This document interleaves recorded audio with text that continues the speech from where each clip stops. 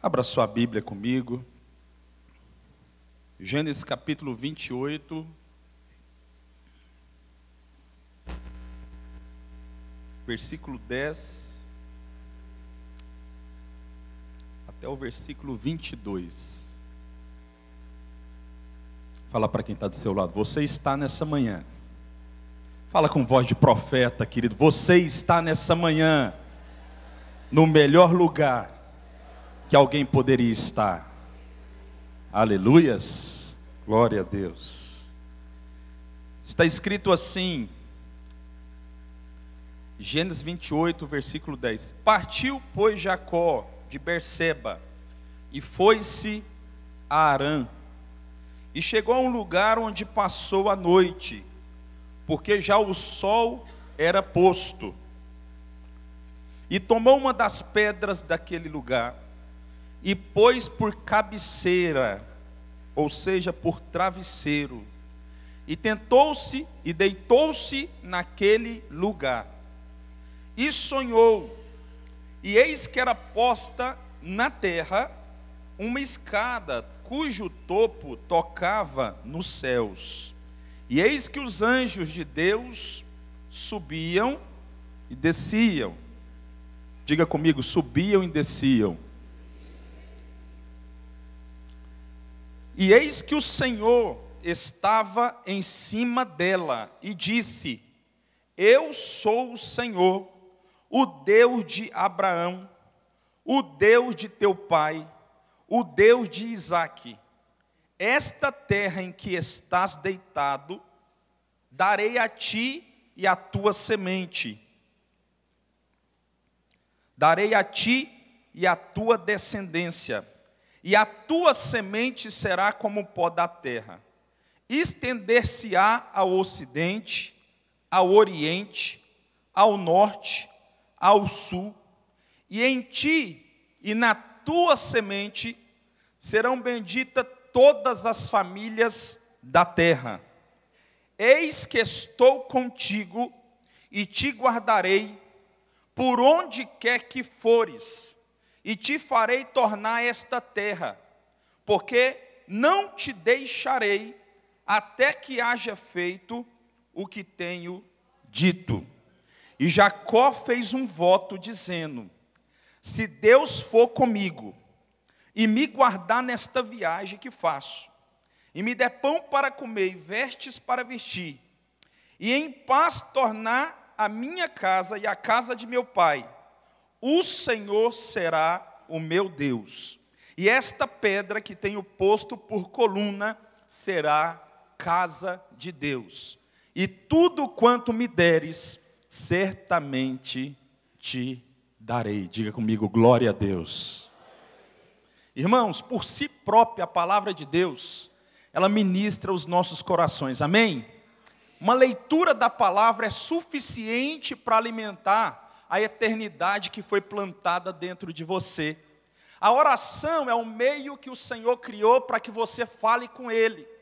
Agora, a palavra de Deus é uma das formas mais sinceras, mais transparentes de Deus se comunicar comigo e com você. Amém, queridos? E nessa manhã, o Espírito Santo vai falar comigo, vai falar com você, através da lição de número 3, que diz: uma família como a sua, um Deus como nenhum outro. Diga comigo, uma família como a minha, um Deus como nenhum outro.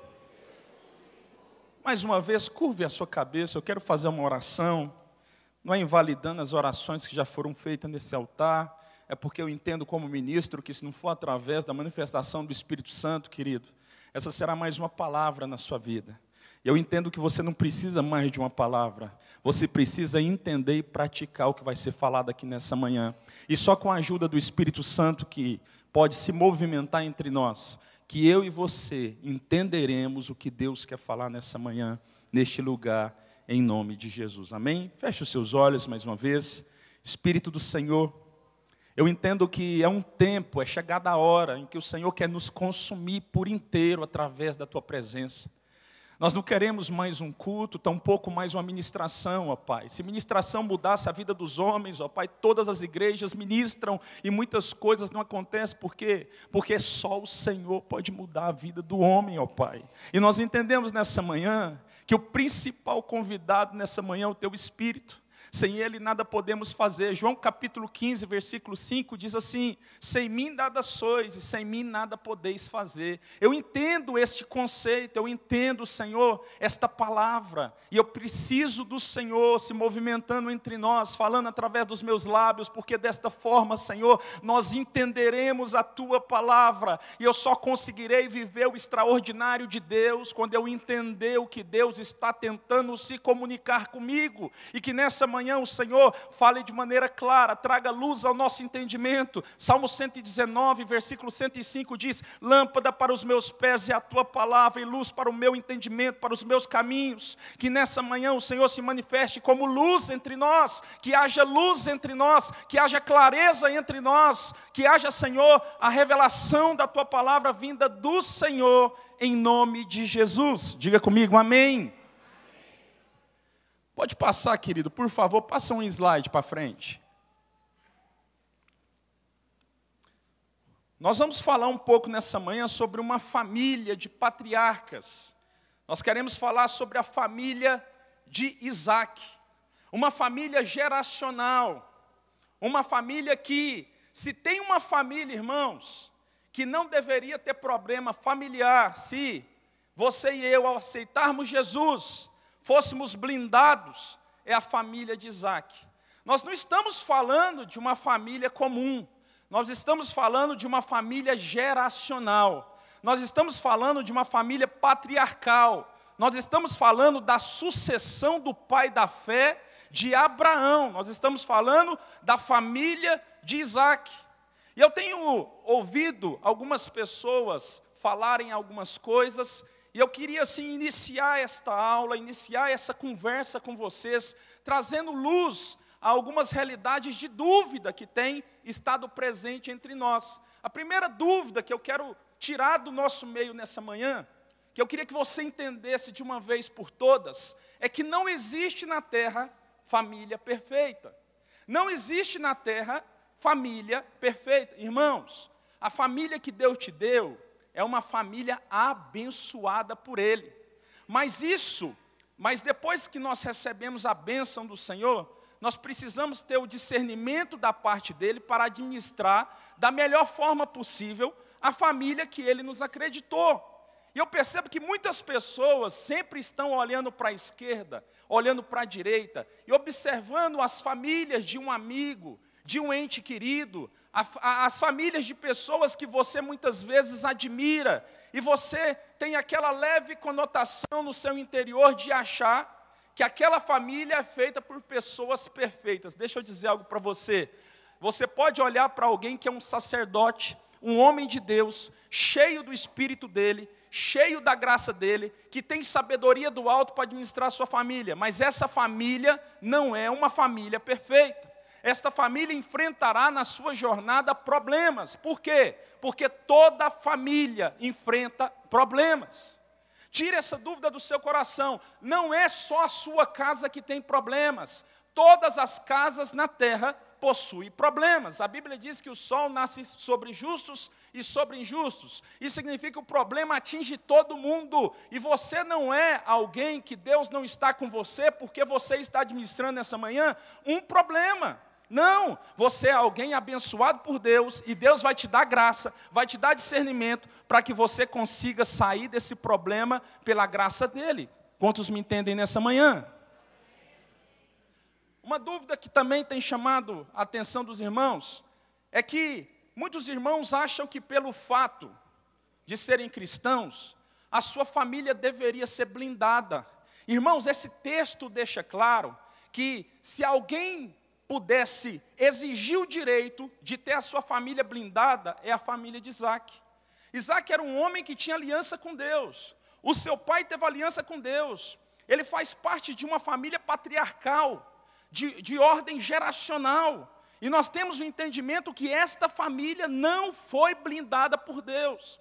Enquanto você ficar absorvendo conceitos errados, você sempre será alguém frustrado na casa de Deus. É normal hoje encontrarmos homens e mulheres de Deus frustrados na casa de Deus, porque conceitos errados foram absorvidos pelo seu coração. Deixa eu dizer algo para você, a sua família é abençoada, mesmo com o problema, ela é uma família bendita do Senhor, e você precisa ter discernimento que mesmo ela não sendo blindada pelo Senhor, o Senhor está na sua habitação, o Senhor faz parte e está fazendo parte do dia a dia da sua casa, da sua família. Quantos me entendem, diga glória a Deus. Outro entendimento que nós temos percebido que tem sido um entendimento que muitos têm carregado de forma errada. Não podemos espiritualizar o que é natural, tampouco naturalizar o que é espiritual. Nós temos percebido que muitas pessoas confundem muito essa questão do que é natural, até onde a administração humana e aonde entra a ação sobrenatural de Deus. Certa feita, um pai chegou no gabinete pastoral e falou o seguinte: o diabo está trabalhando na minha casa. E o pastor então começou a ouvi-lo, dizendo o que aconteceu. Aí ele começou a contar. Ele falou assim: mas fale para mim não do fato, eu quero ouvir os últimos 10 anos da sua jornada. Ele disse: pastor, nos últimos 10 anos eu trabalhei muito, me dediquei muito à minha profissão, trabalhei, exerci com muito capricho tudo aquilo que Deus me acreditou, me ausentei muito da minha casa. Os tempos que eu tinha dentro da minha casa, eu estava extremamente exausto e cansado, então eu ficava mais no meu quarto. E agora, pastor, eu percebo que o diabo está cirandando na minha casa, porque o meu filho não quer mais a minha presença, ele prefere participar da presença dos amigos, da família dos amigos, do que ficar comigo e com a minha esposa. E o pastor, com discernimento de espírito, ele disse: meu irmão, isso é colheita da sua plantação. Durante 10 anos você se dedicou mais à sua profissão do que ao seu filho. E o seu filho está sofrendo com isso. E ele não sabe como administrar essa realidade. Deus, na verdade, tem poder para restaurar este relacionamento.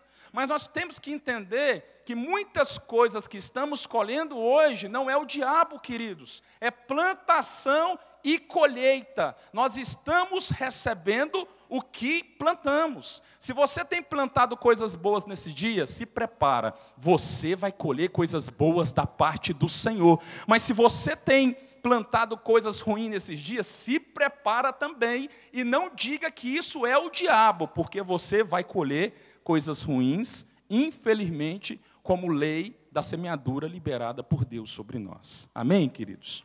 Passa para frente, querido, por favor.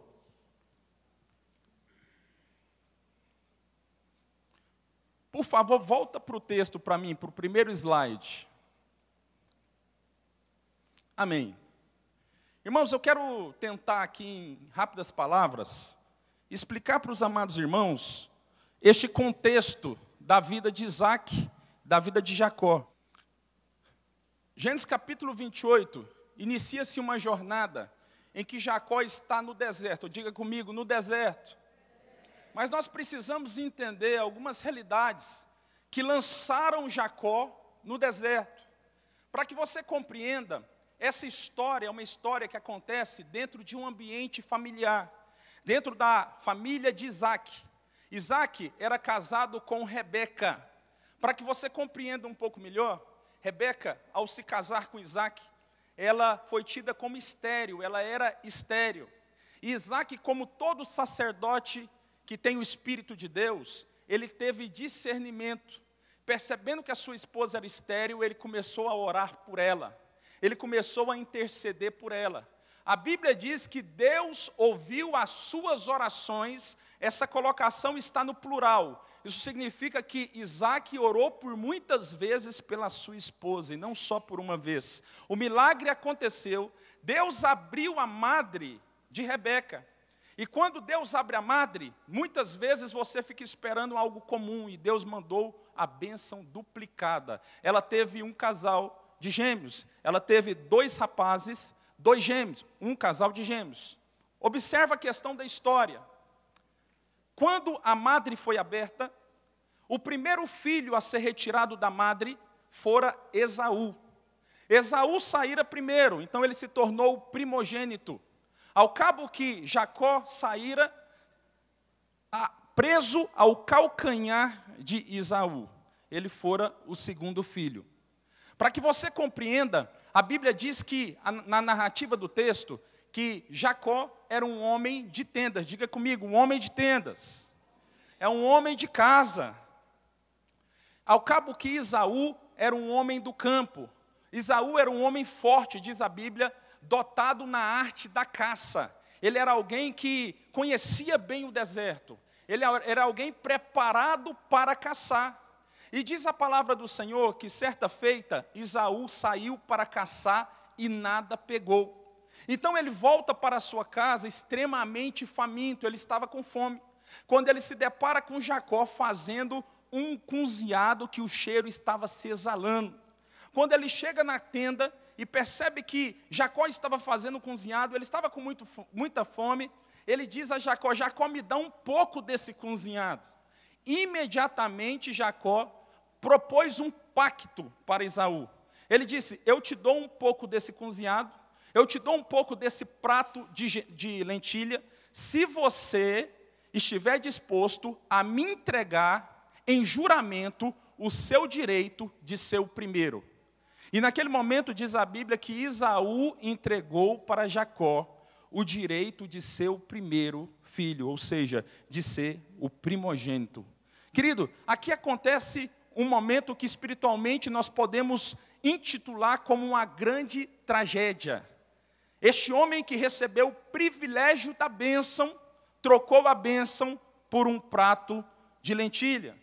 E talvez você, em seus pré-julgamentos, muitas vezes já disse, como que pode um homem de Deus, um homem de uma linhagem, como linhagem de Abraão, uma linhagem extremamente cheia de um envolvimento com a vida de Deus, trocar o seu direito de receber a bênção do Senhor por um prato de lentilha. Na verdade, queridos, nós fazemos isso quase todos os dias. Trocamos aquilo que é santo por aquilo que é profano.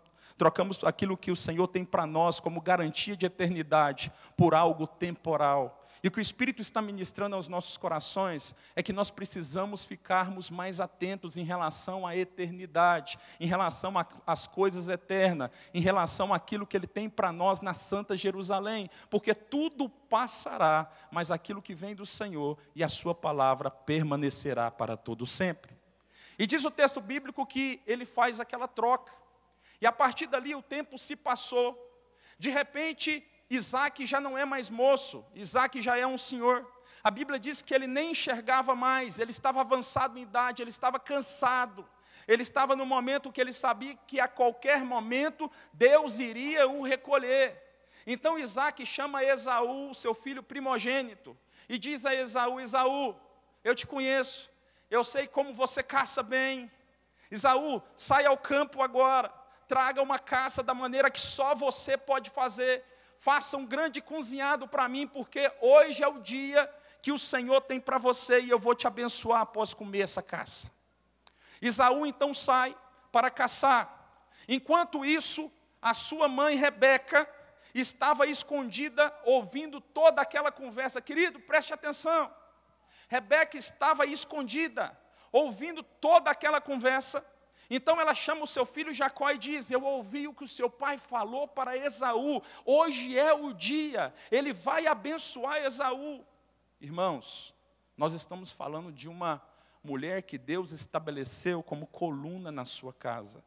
Essa mulher estava colocando o seu primeiro filho como adversário do seu segundo filho. Deus estabeleceu você, mãe, dentro da sua casa, para que você faça uso da sabedoria do Espírito que Ele colocou em você. Deus te estabeleceu dentro da sua casa, para que você auxilie o seu marido. Diz o texto bíblico que Raquel estava com um plano proposto, e ela não iria abrir mão daquilo que estava no seu coração. Desculpa, Rebeca. E ela não iria abrir mão daquilo que estava no seu coração. E diz a Bíblia que ela prepara então um cozinhado para Isaac. Jacó está ali, ela pega a melhor roupa que Esaú possuía, ele estava no campo caçando, porque a roupa de Esaú tinha o cheiro dele, ela coloca aquela roupa em Esaú, E ela coloca também pele de cabrito, por quê? Porque Esaú era peludo. Então ela pega a roupa de Esaú, coloca em Jacó, pega a pele e coloca sobre ele, e ele adentra na presença do pai, e o pai o abençoa. Olha para mim, queridos. Diz o texto bíblico que Esaú chega do campo, faz a comida de acordo com os padrões do pai. Ele entra na tenda do pai, eu fico tentando imaginar essa cena, que alegria, hoje é o dia que Deus separou para mim, hoje eu vou ser abençoado, hoje Deus vai me abençoar através da bênção do meu pai, glória a Deus. Ele entrando na tenda ali, todo emocionado, feliz, sabendo que aquilo que ele esperou, chegou. De repente, quando ele chega na presença do pai, o pai diz que já abençoou a Jacó, que se passou por ele. Gênesis capítulo 28, versículo 10, é a continuação dessa história que eu acabei de contar. Jacó é lançado no deserto porque a fúria do seu irmão tomou conta do seu coração.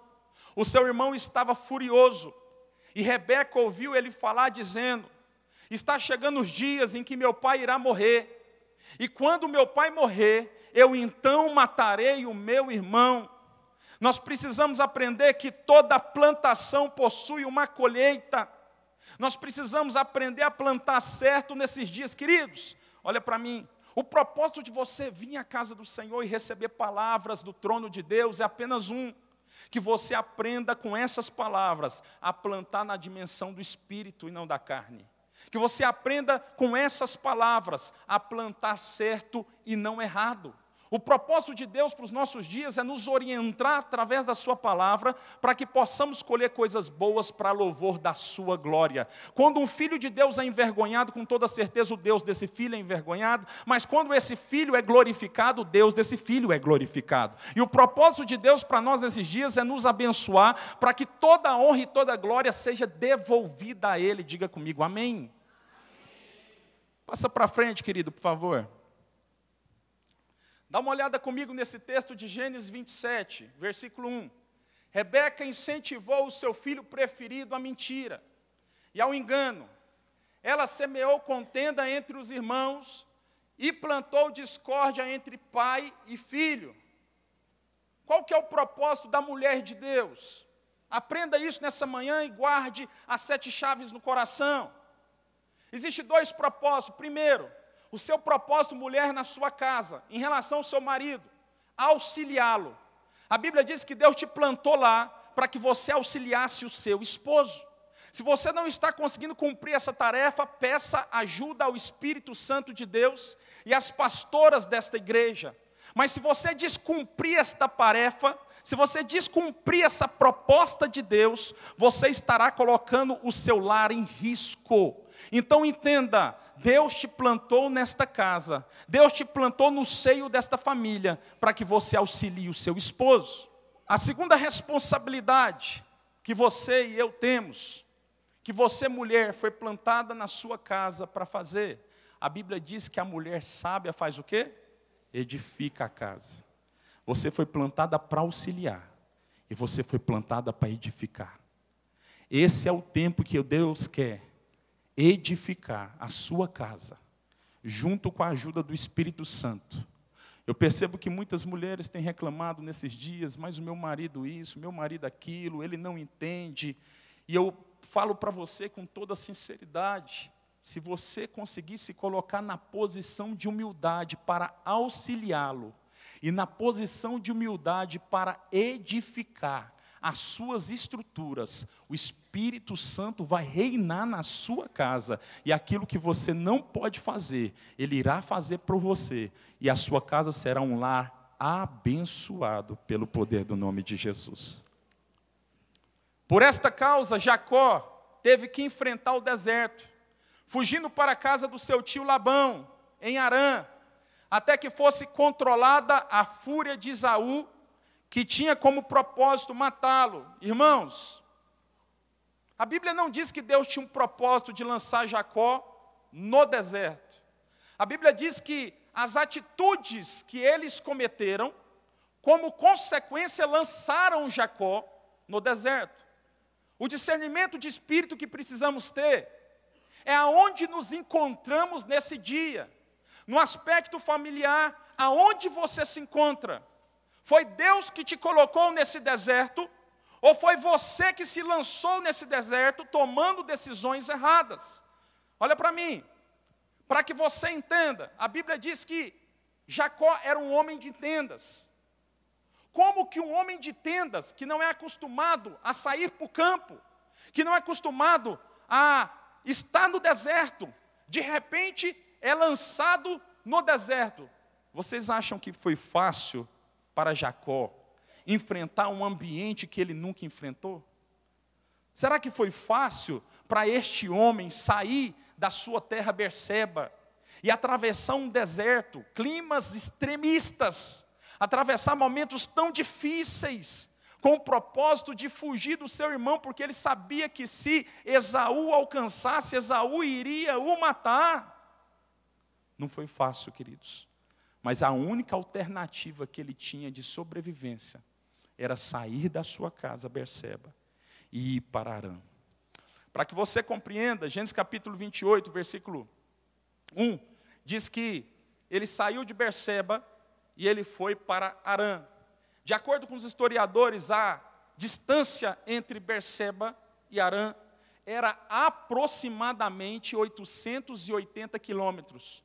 Agora se coloca no lugar de Jacó, um homem de tendas, acostumado a ficar nas barras da sua mãe.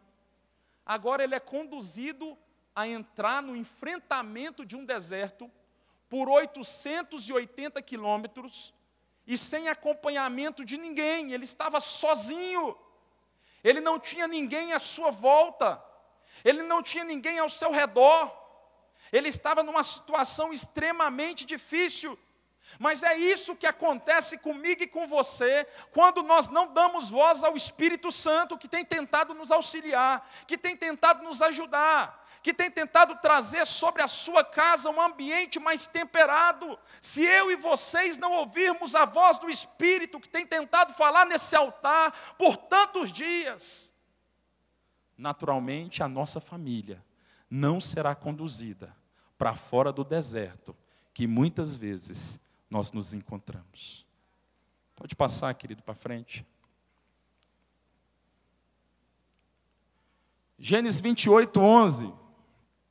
Fala que a interpretação da circunstância da vida é determinada pelo nosso olhar. Tendo chegado a certo lugar, ali passou a noite, pois já era sol posto, ou seja, já estava escuro. Tomou uma das pedras do lugar e fez ela de travesseiro, e se deitou ali para dormir. Irmãos, imagine você sozinho, num frio extremo no deserto, sabendo que seu irmão quer te matar, sabendo que você foi tirado da sua zona de conforto, você não está mais em Berseba, o lugar que você foi criado, que você foi ensinado, o lugar que você encontra refúgio nos seus amigos, nas pessoas que te amam. De repente, você não está lá mais. E diz a Bíblia que, sendo conduzido para o deserto, os historiadores dizem que ele tinha andado aproximadamente 100 quilômetros quando o sol se pôs. Então, ele tinha começado a sua jornada, ele tinha acabado de começar a sua jornada. Havia ainda muitos quilômetros para que ele pudesse andar. E este homem, então, se depara com um lugar que a Bíblia não chama, nem denomina este lugar. Esse lugar só recebe um nome quando a visitação de Deus vem sobre ele. Antes ele era um lugar comum, mas a partir do momento que a visitação de Deus veio sobre ele, ele se tornou um lugar importante. Ele se tornou a casa de Deus, ele se tornou Betel. Então ele se encontra nesse ambiente, ele se depara ali com pedras. Aos nossos olhos, pedras falam de obstáculos, pedras falam de realidades que nós não podemos administrar. Pedras falam de um casamento falido. Pedras falam de filhos que saíram de casa. Pedras falam de filhos que estão no submundo das drogas. Pedras falam daquilo que nós não temos capacidade humana para administrar. De repente, esse moço se encontra no deserto sozinho, e ele se depara com uma pedra, e ele tem uma revelação da parte de Deus que nós precisamos ter. Deus habita num ambiente chamado descanso. Por isso nós precisamos aprender nessa manhã. Eu não sei o que você tem atravessado nesses dias. Eu não sei qual é a expressão do seu problema familiar. Eu não sei como anda a sua casa. Eu não sei como anda a sua família. Eu não sei como está o seu marido. Mas uma coisa eu sei: Deus irá visitar a sua casa quando você se encontrar num lugar chamado descanso. Jacó pega a pedra, que muitos de nós colocaríamos a mão na cabeça e começaríamos a coçar e a dizer: meu Deus, mais um problema. Ele entendeu o momento que ele se encontrava e ele deitou sobre a pedra e descansou nela. Salmo capítulo 127 é uma ministração ao nosso espírito.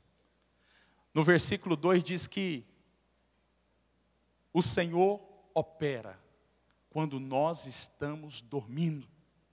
Nós precisamos entender que no lugar de descanso que Deus tem para nós, é aonde Deus terá a capacidade de operar por nós.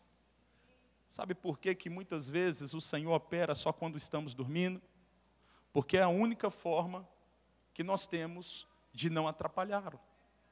Você já percebeu quanto que nós atrapalhamos o agir de Deus? Naquela inquietação, naquela vontade do fazer, naquela condição de não entender o tempo da espera, nós fazemos tantas coisas que Deus não quer. E muitas vezes essas coisas atrapalham mais o Senhor do que ajudam o Senhor.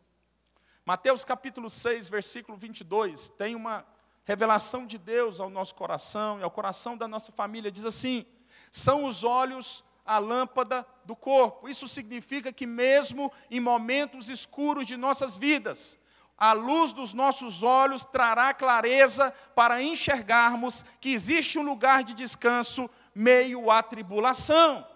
Deus plantou algo sobre os seus olhos, chamado luz.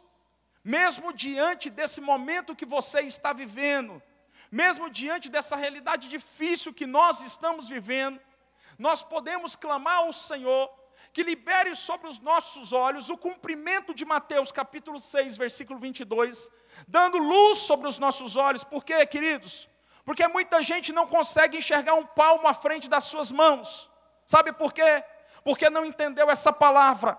O Espírito Santo quer liberar sobre você, sobre mim, sobre a minha casa, sobre a sua casa, esse entendimento, para que você faça uso da palavra de Deus e fale: Deus, está escrito na tua palavra que os meus olhos são luz do meu corpo, e eu quero enxergar, mesmo no meio desse caos, mesmo no meio dessa tribulação, mesmo no meio dessa realidade tão difícil de ser administrada, eu quero ver o que o Senhor está vendo. Porque se você vê o que Deus está vendo, as suas atitudes vão mudar. A partir do momento que você começar a enxergar na ótica de Deus, você vai ver que esse momento é provisório, mas o que Deus tem para você lá na frente é algo restaurador. Digam glória a Deus.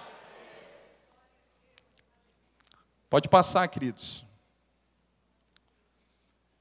Eu não sei você, mas eu já passei algumas crises na vida. Quem já passou crise aqui? Aleluia! Que povo corajoso, glória a Deus. Queridos, eu passei uma crise, quase que a gente passa sempre, né, pastora? Né? São muitas, em relação ao entendimento da palavra. Poucas coisas são tão angustiantes como saber que Jesus pode mudar o seu cenário de dor, de vergonha, de desespero, de sofrimento, e muitas vezes não muda. Quem já passou essa crise aqui? Irmãos, fala a verdade. Não é difícil? Você olhar para a sua situação e falar: meu Deus, eu sei que se ele estralar o dedo no céu, acontece na terra. Mas Deus não estrala o dedo. A sua situação continua como está. E você olha para a esquerda, olha para a direita, olha para trás, olha para frente, você não consegue ver mudança no ambiente. Nós precisamos entender que a Bíblia tem explicação para tudo. O apóstolo Paulo passou por uma situação como essa.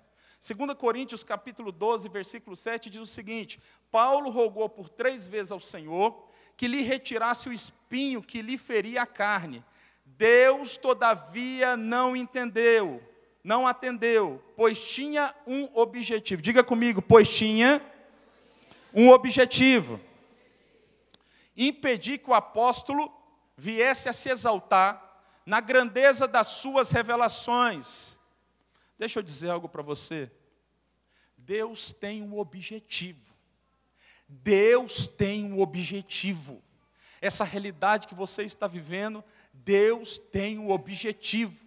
O que nós precisamos nesse momento, para administrar melhor esse momento de dor, é orarmos ao Espírito Santo que nos dê o discernimento de qual o objetivo que Deus tem com a minha dor, de qual o objetivo que Deus tem com a minha tristeza, de qual o objetivo que Deus tem com o meu marido saindo de casa, de qual o objetivo que Deus tem com a minha empresa indo à falência. Deus tem um objetivo, queridos, e nós não temos que ficar questionando a Deus. Nós temos que nos prostrar e chorar na presença dEle, pedindo: Deus, me revele qual é esse objetivo. Sabe por quê? Porque você entendendo o objetivo que Deus tem, com toda certeza você terá alívio sobre a alma e paciência para esperar o tempo e o modo de Deus, para que Ele possa se manifestar sobre o seio da sua família e sobre a sua causa.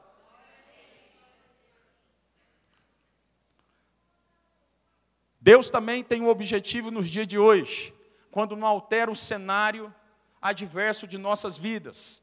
Normalmente Ele quer nos ensinar lições que temos negligenciado em sua presença. Aproximadamente 18 anos atrás, eu estava começando a minha vida como obreiro. E eu sempre fui muito fominha, eu sempre gostei, sem modéstia, eu sempre gostei de aprender coisas na parte do Senhor. E eu me lembro que um pastor norte-americano estava sendo muito usado na época, e nós não tínhamos tanto acesso à internet, família muito pobre, aquela coisa toda. E alguém foi e me apresentou um material desse pastor. E ele trouxe um sermão chamado I Have Dream, significa eu tenho um sonho. E esse sermão trouxe alívio, que eu estava passando um tempo de muita dor, de muita dificuldade e de pouca compreensão e pouco discernimento. E eu entendi que Deus sempre está olhando além do meu olhar. E nós precisamos aprender isso nessa manhã. E diz, aquele pastor na sua pregação, ele teve uma experiência com Deus. Ele é um pastor muito usado nos milagres, sinais e maravilhas. Ele chamou numa reunião todos os doentes para cima do altar. E ele começou a ministrar milagres sobre todos aqueles doentes. A última pessoa era uma pessoa que estava em estado de último suspiro. E ele disse que Deus iria curar aquele homem, era um senhor de idade. Então ele pediu para a igreja fechar os seus olhos, ele fechou os seus olhos e ele colocou a mão sobre a cabeça daquele homem. E ele começou a orar e falar com Deus. De repente, quando ele iria ministrar o milagre sobre a vida daquele homem, ele sentiu uma pancada na mão. E ele abriu os olhos e pensou que tinha alguém do seu lado, e não tinha ninguém. E ele colocou novamente as mãos sobre a cabeça daquele homem, e ele começou a orar e orar. Quando ele iria liberar a palavra de cura, ele sentiu novamente uma pancada sobre a sua mão. Então ele abre o olho e olha para o lado e não vê ninguém. Então, pela terceira vez, ele colocou a mão sobre a cabeça daquele homem, e ele começou a orar, e quando ele diz, em nome de Jesus, ele sentiu uma pancada mais forte do que as outras duas sobre a sua mão. Então, ele se paralisa diante da igreja, fecha os seus olhos e fala, Deus, o que está acontecendo? E o Espírito Santo falou no coração dele, por 50 anos, eu tentei conduzir esse homem para os meus caminhos, e não é você que irá tirá-lo de mim. Sabe o que eu aprendo com isso? Aquele homem não tinha condição de viver. Se ele fosse curado, certamente ele se perderia. E Deus consegue ver o amanhã, querido. Se alegre na presença dEle. Sabe por quê? O seu sofrimento não faz com que Ele sofra. Você acha que Deus, o seu sofrimento também faz com que ele sofra?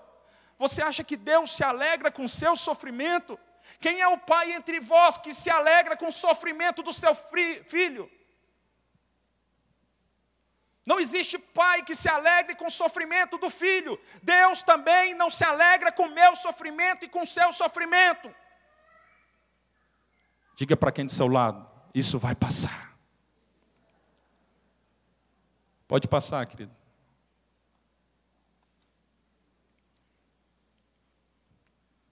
Em tempos de crise, precisamos nos afastar do caos. Passou Esaú a odiar o Jacó, por causa da bênção com que seu pai tinha o abençoado. E diz consigo, vem próximos os dias de luto de meu pai, então matarei a Jacó, meu irmão. Irmãos, não quero gastar muito tempo nisso, quero só fazer um adendo aqui. Ambientes difíceis, tóxicos, complexos, têm a capacidade de paralisar as nossas emoções. Eu nunca vi um homem ou uma mulher de Deus tomar decisões sérias debaixo de ambientes complicados. Tem momentos que a gente precisa dar uma fugidinha. Eu não estou falando de fugir do problema.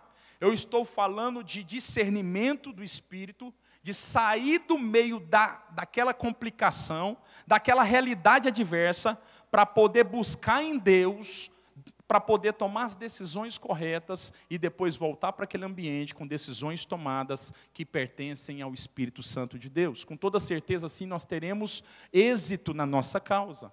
Eu percebo que muitas pessoas, elas acabam querendo um enfrentamento, porque elas pensam que se Deus está em mim, eu irei vencer. Deixa eu dizer um negócio para você, nem sempre Deus trabalha com enfrentamento. Deus é um Deus inteligente, e Ele plantou inteligência em nós, e nós precisamos também sermos inteligentes. Nem sempre Deus quer que você enfrente o problema de frente. Tenha estratégias da parte de Deus para poder vencer os problemas que estão em sua volta. Vamos para frente, por favor, querido.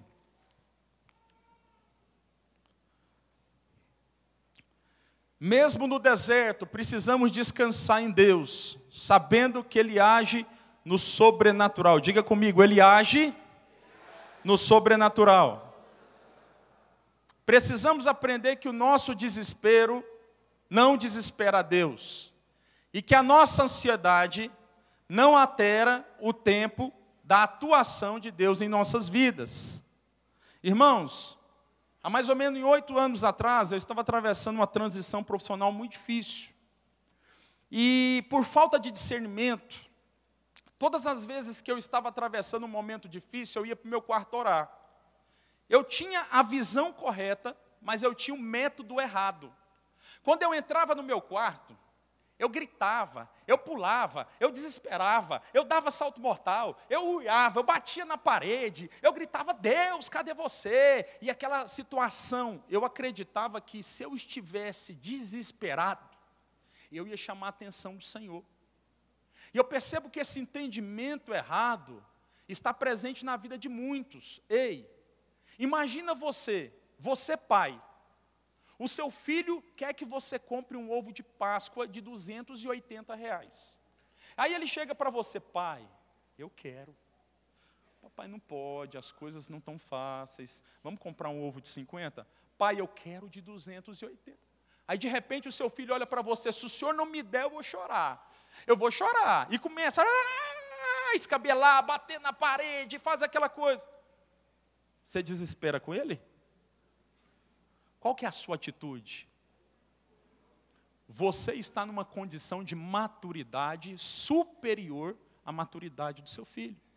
Espiritualmente, nós precisamos entender que o modelo que nós temos de paternidade vem de Deus. Deus, Ele se manifesta através dessa atuação entre eu e meu filho.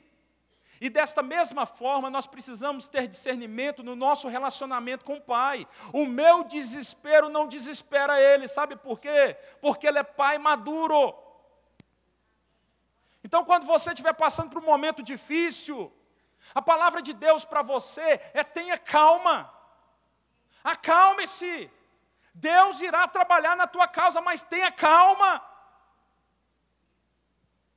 Salmo 127 diz: inútil é levantar de madrugada, comer o pão que penosamente granjeastes, porque aos seus amados ele dá enquanto trabalham, dormem. Por que nós temos aquela noção que Deus só vai trabalhar quando nós estamos trabalhando? Alguns entendimentos nós precisamos arrancar do nosso coração. Irmãos, Deus não vai trabalhar quando você trabalha. Deus irá trabalhar quando você dorme. Que venhamos parar de atrapalhar Deus nessa manhã. Você acha que Deus não está vendo o que você está passando? Deus está vendo o que você está passando. Deus está verificando a sua dor.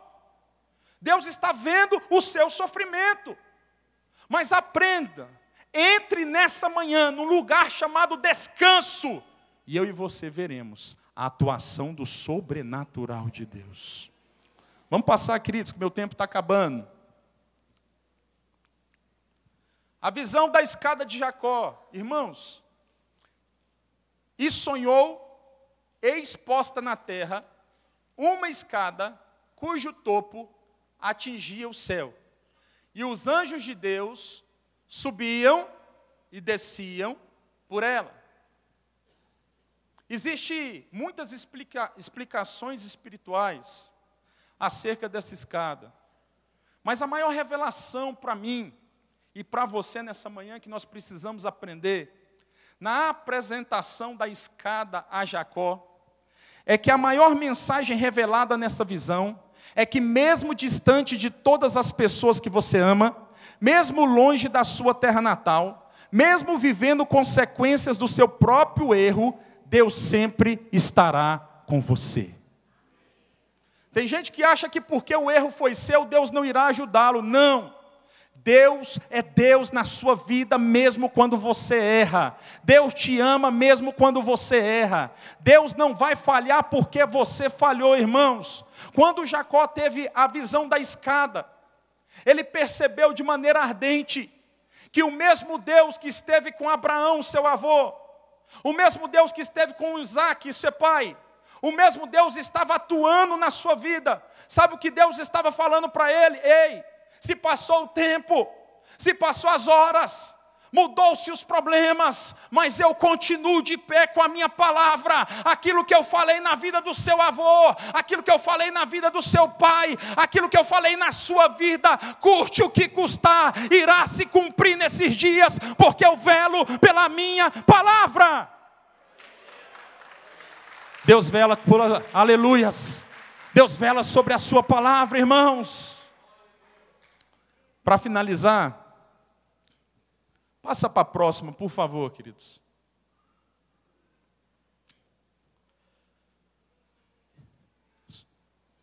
Presta atenção. O encontro com Deus faz nos transformar pedras em altares. É impossível ter um encontro com o Eterno e não ser marcado por Ele para todo sempre. Eu gosto muito de uma frase de um pastor norte-americano chamado Paul Washer. Ele diz assim: se tiver um encontro, se uma pessoa tiver um encontro com uma carreta, ele nunca mais será o mesmo. Então não diga que você teve um encontro com Jesus se você continuou da mesma forma. Irmãos, tem muita gente falando assim: eu tive um encontro com Deus. O que o Espírito Santo quer revelar para nós é que esse encontro com Deus precisa produzir coisas notórias aos olhos das pessoas. Não tem esse negócio de ser cristão só dentro de casa, não. As pessoas precisam ver a glória da sua casa. As pessoas precisam ver no seu semblante a alegria do Senhor.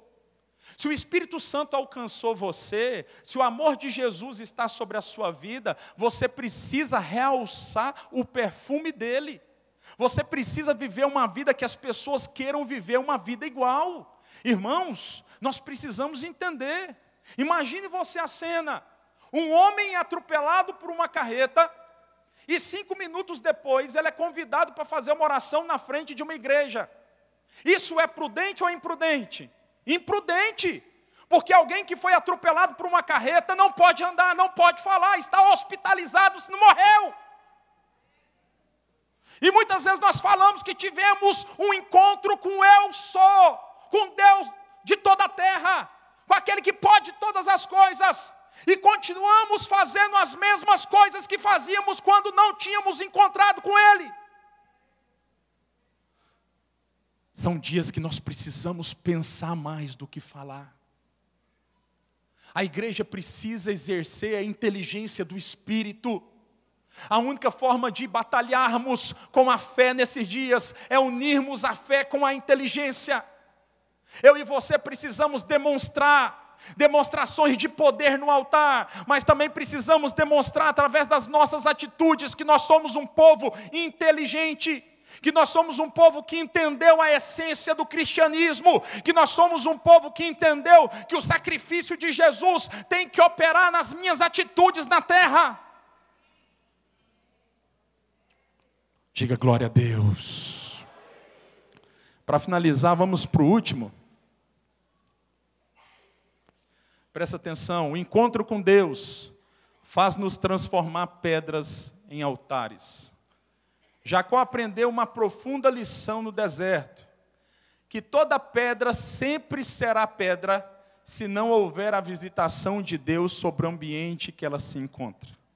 Mas após a sua visitação, ela será transformada por nós em um altar. Sabe o que Deus está fazendo? Sabe esse problema impossível que você está falando aí no seu coração agora, que não tem jeito? Que embora a palavra seja boa, mas não tem jeito de mudar. O propósito de Deus é que você vença esse problema, essa pedra, para que Deus seja glorificado quando você estabelecer um altar sobre esse problema. Sabe, o seu marido que está fora de casa, quando ele voltar, você vai estabelecer um altar, e toda a terra irá saber que Deus fez do seu momento de luto, de dificuldade, uma grande vitória, um grande êxito. Esse problema complicado não veio para te matar. Talvez você está ferido, você está ferida, mas o propósito é maior.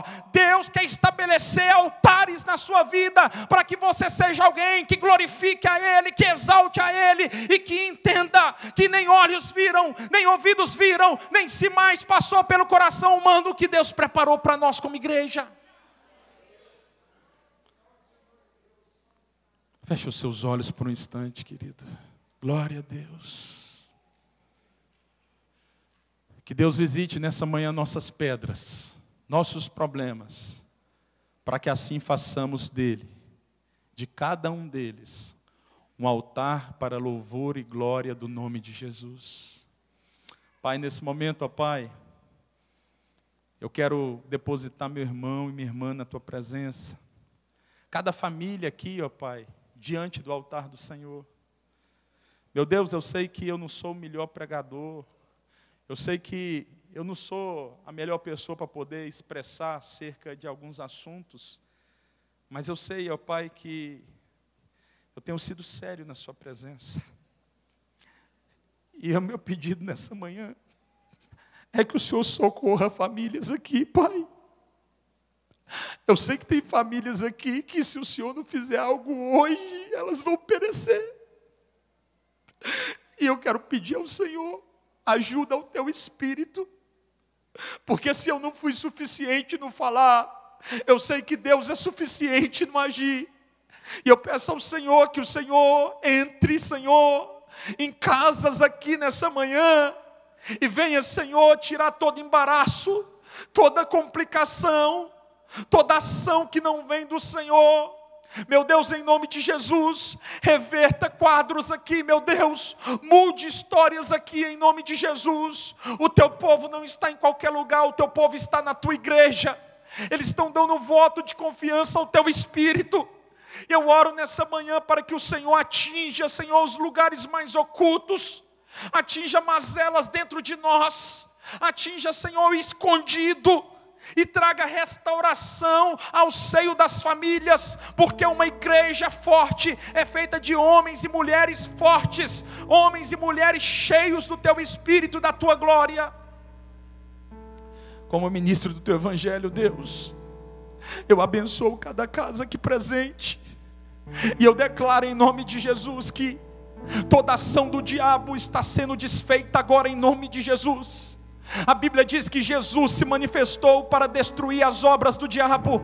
E eu declaro em nome de Jesus, sejam destruídas agora todas as obras do diabo contra a sua casa, contra a sua família, contra os seus filhos, contra os seus negócios, contra tudo aquilo que leva o teu nome, em nome de Jesus. Que o Espírito flua na sua casa, que quando você chegar na tua casa hoje, você veja a glória de Deus se manifestar, a alegria do Senhor venha sobre o ambiente, a paz do Senhor venha sobre o ambiente, e que Deus seja glorificado sobre os altares que serão estabelecidos a partir de hoje, em nome de Jesus.